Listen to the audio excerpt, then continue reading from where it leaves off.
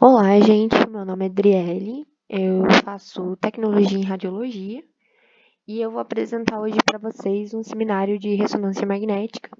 Eu fiz ele primeiramente para uma outra disciplina no semestre anterior. E aí, para esse semestre, eu tive que fazer algumas modificações nele para que ele fizesse sentido, né, para a nossa disciplina de Física 2. Então, vou dar uma introduçãozinha básica para vocês do que é a ressonância magnética ou a ressonância magnética nuclear, como alguns livros abordam. Ele é um exame que mostra com alta definição algumas estruturas do nosso corpo. Então, por causa disso, ele é muito usado para diagnóstico de várias doenças e vários problemas de saúde. E ele é principalmente, né, mais indicado para visualizar alguns tecidos moles, como o nosso cérebro, os vasos sanguíneos, tecidos musculares, tecidos nervosos, glândulas. Então, aqui a gente tem uma imagem de um paciente entrando aqui para realizar o exame. E esse equipamento aqui, né, que é o equipamento de ressonância, o nome desse círculo aqui se chama magneto. Eu tô falando isso aqui nesse momento, mas lá pra frente eu vou explicar um pouquinho melhor como tudo isso aqui funciona, tá? Então, aqui, como que funciona mais ou menos a máquina? Então, a máquina ela cria imagens de alta resolução através de um campo magnético e ondas de radiofrequência, né? Então, vamos lembrar que a radiofrequência é um campo oscilatório, né? Então, tem tudo a ver aqui com a nossa disciplina, com o que a gente está estudando nesse semestre. Os núcleos das nossas células, né, das células do nosso corpo, eles são capazes de absorver e emitir energia em frequências de rádio. Então, quando eles são colocados sobre um campo magnético externo. Os prótons, né, do corpo humano, eles são sensibilizados de maneira uniforme, principalmente os átomos de hidrogênio, porque aí a água faz parte do nosso corpo, aproximadamente 69, 70% do nosso volume corporal. E essa frequência, né, ocasionada pelo campo magnético, ela é captada pelo aparelho e transferida para o computador, que ali ele faz uma espécie de tradução da imagem, digamos assim. E aí a gente tem aquela imagem que a gente vê lá no exame, e aí podemos ali verificar se tem algum tipo de problema, se os tecidos estão saudáveis, e etc. Diagnósticos. Então, quais são os tipos de diagnósticos que a gente consegue fazer, então, usando esse exame? Então, a gente consegue identificar várias doenças neurológicas, como Alzheimer, tumores cerebrais, AVC, observar inflamações e infecções nesses tecidos moles, como no cérebro, nos nervos e nas articulações. A gente consegue diagnosticar lesões osteomusculares, como tendinite, cistos, as lesões nos ligamentos do nosso joelho, né, e outros ligamentos do nosso corpo, hérnia de disco. A gente consegue observar também alterações nos nossos vasos sanguíneos. Então, se ali algum paciente possui algum aneurisma ou algum coágulo em alguma parte do corpo, então a gente consegue ver através deste exame. Aqui eu trouxe para vocês, então, duas imagens de uma ressonância. Nessa primeira imagem, a gente tem aqui cabeça e face, né, o paciente. Perceba como dá para ver com alta definição, muito diferente de um raio-x comum, por exemplo. Então, ó, até as dobrinhas aqui do nosso cérebro a gente consegue ver, né? Do nosso não, né? Do cérebro do paciente. Então, dá para ver aqui certinho como que tá o corte ali do nosso cérebro, a medula. Aqui a gente tem, então, nessa segunda imagem, uma ressonância de um joelho. Então, veja que dá para ver assim, com bastante exatidão até mesmo a estrutura óssea. Então, aqui nós temos o fêmur. E essas partes brancas aqui são os nossos tendões e articulações. Dá para ver também com bastante nitidez os tecidos, nosso tecido muscular, olha aqui, né, que está mais em cinza. Aqui eu trouxe para vocês a imagem de com uma patologia, né? Esses tecidos aqui nesse slide, eles são tecidos saudáveis, né? E aqui eu trouxe com uma patologia. Então, nós temos aqui um cérebro, né, uma imagem de uma cabeça, um cérebro, e perceba a diferença de coloração entre os dois lados. Então, aqui a gente tem um lado mais cinza e aqui um lado mais esbranquiçado. Então, o que isso quer dizer? Isso quer dizer que aqui nós temos alguma situação que está diferente, que não é o natural, não é o saudável.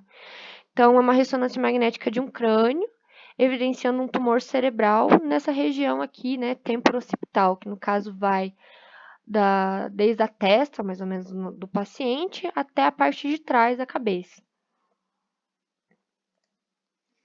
Então, aqui eu trouxe também uns procedimentos para a realização deste exame. Esse exame ele é um pouco mais demorado do que outros exames de imagem. Então, a duração é de cerca de 15 a 30 minutos, porém, em alguns casos pode durar até 1 hora. Mas não se preocupe, esse exame é completamente indolor. Dependendo da estrutura que você for analisar, precisamos às vezes de um meio de contraste para poder enxergar melhor, principalmente vasos sanguíneos. E normalmente esse contraste é usado galho, né, ou algum elemento parecido com ele, né? Então, o paciente ele precisa estar imóvel durante a realização do exame, sempre bem imóvel, porque se ele se mexer, acontece alguma coisa, ele altera a qualidade do exame. Então, a imagem pode sair ali um pouquinho distorcida e a qualidade dessa imagem ela é muito importante para o médico, né, consiga fazer um diagnóstico preciso do seu problema, né? Então, lembrando que nem o paciente, nem o tecnólogo, em momento algum, pode portar qualquer tipo de material metálico próximo ao campo magnético do aparelho, porque isso pode causar graves acidentes. Eu vou mostrar nos slides mais para frente o que acontece. Esse exame é contraindicado para pacientes que possuem próteses ou pinos metálicos, qualquer tipo de material metálico implantado já no seu corpo. Então, seja em qualquer parte mesmo ali, né? Então, o tecnólogo ele sempre deve perguntar para o paciente se ele possui algum tipo de material metálico implantado. Marca-passos cardíacos. A princípio, ele é contraindicado, mas sob a supervisão de algum cardiologista e alguns tipos específicos de marca-passo, eles podem ser admitidos no exame, contanto, é claro, que o médico autorize, que tem ali um suporte técnico de autorização e tudo mais. Então, o paciente ele não estará sozinho, não somente com o técnico, com o tecnólogo. Então, após retirar todos os materiais metálicos do corpo, joias, relógios, etc., o paciente ele deita numa mesa móvel que é levada até um tubo longo e estreito com as extremidades abertas. Então, é mais ou menos como se fosse tipo um cano, assim, como se entrasse dentro de um cano. Então, o tecnólogo ele acompanha o exame pela sala, sempre conversando com o paciente durante esse exame. Então, o que vai acontecer? A hora que ele deita o paciente, o tecnólogo, né, ele coloca um dispositivo chamado bobina, sempre próximo à área de interesse do exame. Então, por exemplo, eu vou falar pela minha experiência, eu já fiz ressonância magnética para verificar minha garganta. Então, ele vai lá e coloca como se fosse assim uma coleira, igual aquelas coleiras cervicais, e isso é uma bobina que essa bobina ela vai receber, então, a imagem do corpo. Eu vou explicar um pouquinho melhor mais para frente. E aí, se caso o paciente seja claustrofóbico, então ele pode avisar o médico, que daí o médico ele pode ministrar ali um sonífero, algum calmante e etc. E durante o exame, a parte interna do ímã produz repetidos batimentos, assim, batidas e outros sons, assim, bastante ruído. Então, se o paciente se incomodar muito, o tecnólogo ele pode fornecer ali um protetor auricular E algumas clínicas até fornecem ali fones de ouvido com músicas para bloquear o ruído. Você pode até escolher a sua música. Não achei ainda em Curitiba, mas pode ser que tenha ali alguns casos. É, outros cuidados assim que os pacientes também têm que tomar na hora de realizar esse exame. Se você tiver feito alguma tatuagem recentemente, tem que avisar o médico. Por quê? Principalmente se a sua tatuagem tem pigmentos escuros. Esses pigmentos escuros, eles podem conter traços metálicos. Então, recomenda-se que você faça esse exame após um mês da tatuagem mais recente, que daí esses traços metálicos eles já são excretados pelo corpo. Aqui eu coloquei para vocês, então, os acidentes com a ressonância magnética. O que acontece quando você chega com algum material metálico próximo ao magneto? Então, nessa primeira imagem aqui, a gente tem uma maca que foi sugada pela máquina, desculpe. E aqui nessa segunda imagem também, né, uma cadeira de roda. Gente, eu coloquei aqui imagens sem vítimas, porque poupar vocês dessas imagens fortes. Na verdade, já teve casos assim de acidentes com vítimas, e isso é bem grave. Então, por isso, em hipótese nenhuma, você pode portar materiais metálicos próximo ao magneto. Então, eu trouxe aqui umas curiosidades para vocês. A força do campo magnético necessária para obter uns resultados precisos no exame é de 2 Tesla. Ou seja, o campo magnético do magneto é 20.000 vezes maior do que o campo magnético da Terra. Mas, para vocês não ficarem tão surpresos e acharem tão absurdo, só para fins de comparação, o campo magnético da Terra varia entre 25.000 e 65.000 nanotesla. E um ímã de geladeira forte possui um campo magnético de 10 milhões de nanotesla. Então, até um campo o campo exercido por um ímã de geladeira é maior do que o campo magnético da Terra. Então, vocês podem ficar tranquilos, o exame tá tudo certo. E aí, aqui eu trouxe também para vocês os físicos que inventaram, né, descobriram ali a ressonância magnética, e eles ganharam o Prêmio Nobel de Física em 1952. E aí aqui são os meus complementos sobre a física por dentro do exame, que é a parte que nos tange ali na nossa disciplina. Então, o que acontece? A imagem por ressonância magnética explora a mínima magnetização natural do átomo de hidrogênio, que é o mais abundante no nosso corpo. Né? Então, ele está presente nas nossas células ali, principalmente através da água. Então, né, lembrando que o nosso corpo é formado aproximadamente por 69, 70% ali de água. E esses átomos de hidrogênio, eles funcionam como pequenos ímãs. Então, aqui eu já vou explicar um pouquinho melhor aqui na imagem. E aí, o que acontece? Quando o corpo do paciente ele é colocado sob um forte campo magnético, como é o campo magnético do magneto, esses átomos eles se alinham na direção das linhas de força do campo magnético, né? Então, vamos olhar aqui nessa imagem que tem um ímã normal, né? Polo norte e polo sul. Então, aqui nessa primeira barra ali de ferro, perceba que os átomos eles estão todos virados para todos ali bagunçados, né? Cada um tá virando para um lado e tá todo mundo ali. Então, quando você chega próximo a essa barra, né, a barra de ferro com um ímã, perceba que esses átomos eles começam a se alinhar e sempre ali na direção do campo magnético.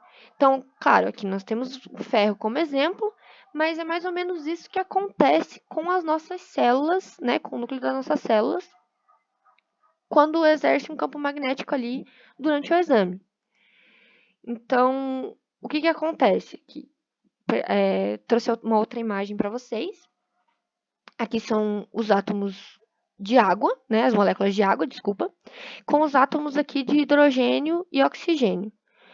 O que acontece com o hidrogênio? Vamos lembrar que o hidrogênio ele tem um próton, e esse próton ele tem um spin, né? Ele gira ali, conforme, né?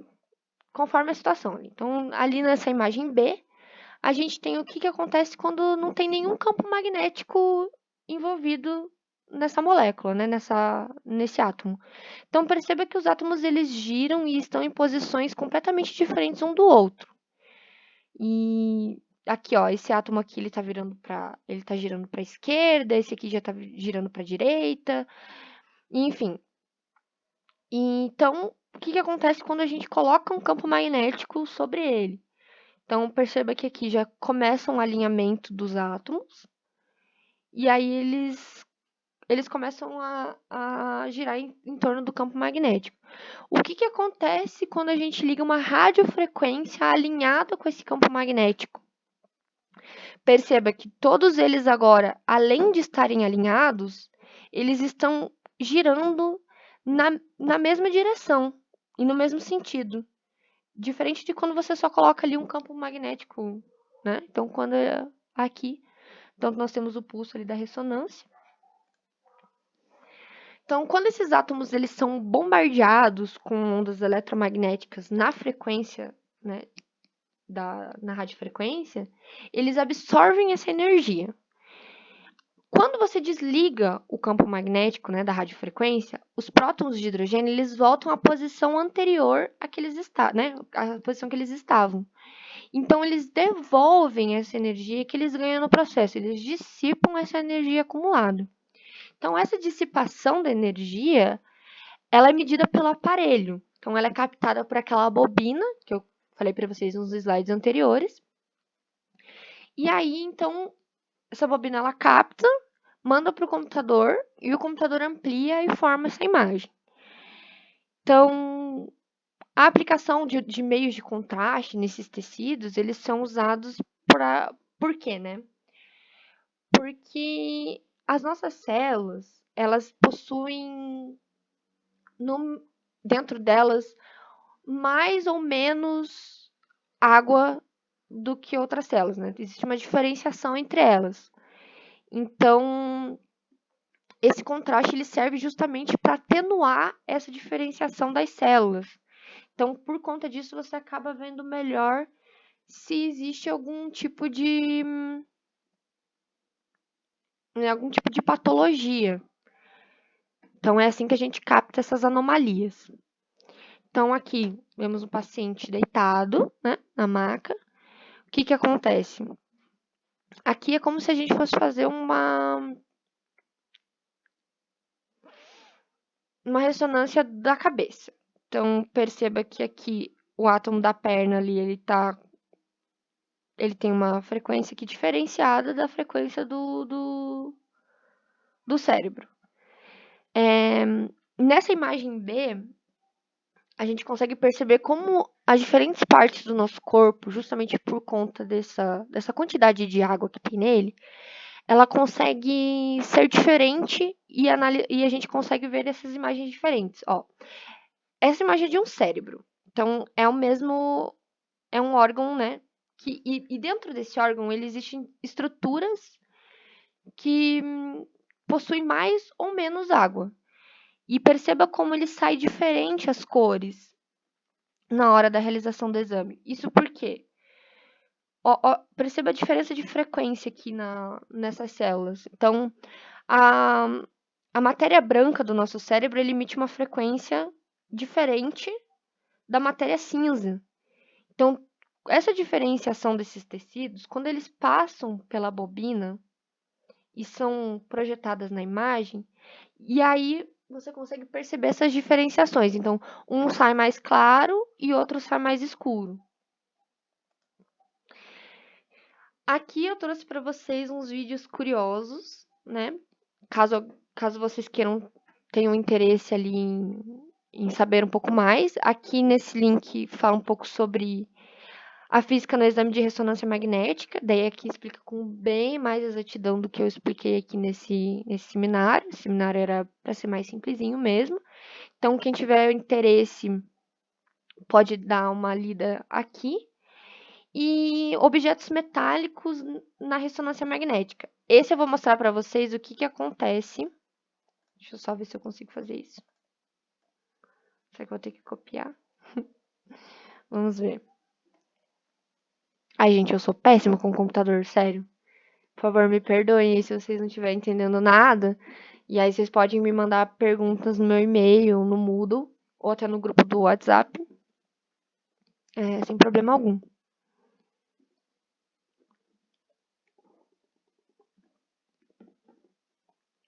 Tá, eu desisti de mandar. Mas enfim, vocês podem ver aqui o que que acontece quando você aproxima objetos metálicos na máquina de ressonância magnética. Daí o que eu coloquei as minhas referências. Eu vou disponibilizar os slides, vou conversar com o professor se ele pode disponibilizar esses slides no Moodle.